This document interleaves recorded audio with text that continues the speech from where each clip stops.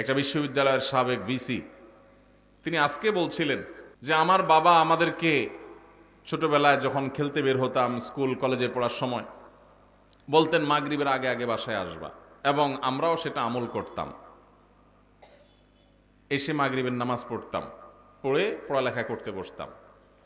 আমার ছেলেকে আমি একই কথা বলছি, আমার মনে আছে আমার বাবা কি বলেছেন আর আমি কি রিঅ্যাক্ট করেছি আমি জানি। এখন ছেলেকে বললাম একই কথা, বাবা মাগরিবের আগে বাসায় আসতে হবে। ছেলে আমাকে জবাবে বলছে, কেন বাবা, কেন মাগরিব পর আসতে হবে, ওয়াই? আমার বন্ধু বান্ধব সবাই তো মাগরিব পর পর্যন্ত খেলে, কই কারোর বাসা থেকে তো এত চাপ দেয় না, তুমি এত জোরাজোরি করো কেন? তো আমি তার কথা শুনে বললাম, আপনার বাবা, ওই ভদ্রলোককে বললাম, আপনার বাবা আপনাকে এত বেশি খাবার নিয়ে পিছনে পিছনে দৌড়াইতে পারে নাই, আপনি আপনার ছেলে পিছনে যতটা দৌড়াইছেন। উনি বলেন সঠিক। আমি বললাম, আপনার বাবা আপনাকে প্রতিবেলা এত মাছ গোশ খাওয়াইতে পারে নাই, আপনি আপনার ছেলেকে যত বেশি মাছ গোশ খাওয়াইতে পারছেন। আপনি একটা বিশ্ববিদ্যালয়ের ভাইস চ্যান্সেলর মানুষ, আপনি আপনার ফিনান্সিয়াল ক্যাপাসিটি খুব বেশি হওয়ার কারণে ছেলেকে শহরে রেখে যত তুলতুলে জীবন দিতে পেরেছেন, আপনার বাবা আপনাকে এতটা সুখ দিতে পারেন নাই। কিন্তু আপনার বাবার আপনি অনুগত সন্তান ছিলেন, বাবার চোখ জুড়িয়েছেন, নয়ন জুড়িয়েছেন, অন্তরকে শীতল করেছেন, আর আপনার সন্তানটা কিন্তু আপনার অন্তরকে শীতল করতে পারে নাই। প্রবলেমটা কোথায়? আমরা যারা আমাদের বয়সী যারা আছেন এখানে, বা আরো যারা সিনিয়র মুরব্বীরা আছেন এখানে 45, 50 বা আরো উপরে, আমাদের অনেকের বাবা মা 3 বেলা ভালো করে খাবার দেওয়া আমাদেরকে তাদের জন্য কষ্টকর ছিল। কিন্তু এরপরেও আমরা বাবা মার প্রতি এতটা অনুগত, বাবা মাকে আমরা অনেক ফিল করি, অনেক মিস করি, বেঁচে থাকলেও ফিল করি, আর মরে গেলে আরো বেশি মিস করি, ফিল করি। কিন্তু এখনকার যে আমাদের সন্তানরা, এই সন্তানরা আমাদের বাবা মা আমাদের জন্য যতটা করতে পেরেছেন, এদের জন্য আমরা এর 3 গুণ করার পরও তারা আমাদের বাবা মার প্রতি আমরা যতটা অনুগত, আজকালের সন্তানরা আমাদের প্রতি ততটা অনুগত না। কারণটা কি ভাইরা আমার? সবই তো দিয়েছি, সবই দিয়েছি। আমার বাবা মা যা দিতে পেরেছে আমি তার চেয়ে বেশি দিয়েছি। তাহলে কৃতজ্ঞতা আদায় করতে গিয়েও তো অন্তত আমি আমার বাবার মধ্যে যতটা অনুগত, সন্তান আরো বেশি অনুগত হওয়ার কথা ছিল, কিন্তু হচ্ছে না। এর কারণ কি? এর কারণ বিশ্লেষণ করা অনেক লম্বা আলোচনার ব্যাপার। একক কোনো কারণ এখানে বলা কঠিন, অনেকগুলো কারণ রয়েছে।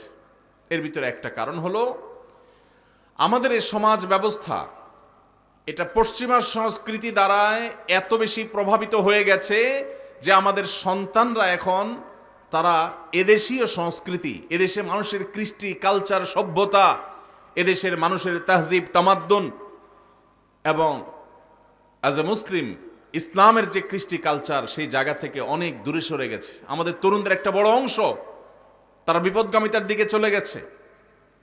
এর কারণ যেমন পশ্চিমা সংস্কৃতির আগ্রাসন আছে, নাটক সিনেমার নামে, বিনোদনের নামে যেগুলো দেখছেন সারাক্ষণ, আপনার ভেতরের জগৎকে পরিবর্তন করে দিচ্ছে। সেগুলো আপনার ঈমান, আমল, চিন্তাধারা সবকিছুকে প্রভাবিত করে নিজের অজান্তে চেঞ্জ করে দিচ্ছে। আপনি মুসলমান থাকছেন নামে আর খোলসে, ভেতর থেকে আপনাকে পরিবর্তন করছে, আপনি টেরও পাচ্ছেন না। আপনার সন্তানকে আপনি শিক্ষা দিচ্ছেন, স্কুল, কলেজে, ইউনিভার্সিটিতে শিক্ষা নিতে গেছে যে সন্তান, সেখান থেকে শিক্ষার উপরে ভর করে পশ্চিমা যে সংস্কৃতি আসছে সেটাও সে ধারণ করেছে, শিক্ষিত হচ্ছে, পাশাপাশি সে পশ্চিমা ধ্যান ধারণায় বিশ্বাসী হচ্ছে। এর ফলশ্রুতিতে ইসলামের যে ট্র্যাক, ইসলামের যে সুমহান শিক্ষা, সেই শিক্ষা থেকে বঞ্চিত হয়ে ধ্বংস হয়ে যাচ্ছে। এর অনেক কারণের ভিতরে একটা কারণ হলো সন্তানকে আপনি সেইভাবে হালাল খাবার খাওয়াতে পারতেছেন না আপনার বাবা মা যেটা আপনাকে খাওয়াতে পেরেছে। আপনার বাবা মা অনেক কষ্ট করে অল্প খাওয়াইছেন, কিন্তু হালাল খাওয়াইছেন, তার বরকত ছেলের মধ্যে আপনি পাইছেন। আপনি আপনার ছেলে মেয়েকে যা খাওয়াচ্ছেন বুকে হাত দিয়ে বলতে পারবেন না যে টনটন করে বাজবে, এতটা হালাল এবং পিওর যেটা আপনার বাবার সম্পদের মধ্যে ছিল, সেটা যদি আপনার সন্তানের মধ্যে আপনি করতে পারেন, ইনশাআল্লাহ এ যুগেও আপনার সন্তান সবচেয়ে সভ্য, ভদ্র এবং মাথা নিচু করে বিনম্রতার সাথে আপনাকে শ্রদ্ধা নিবেদন করবে।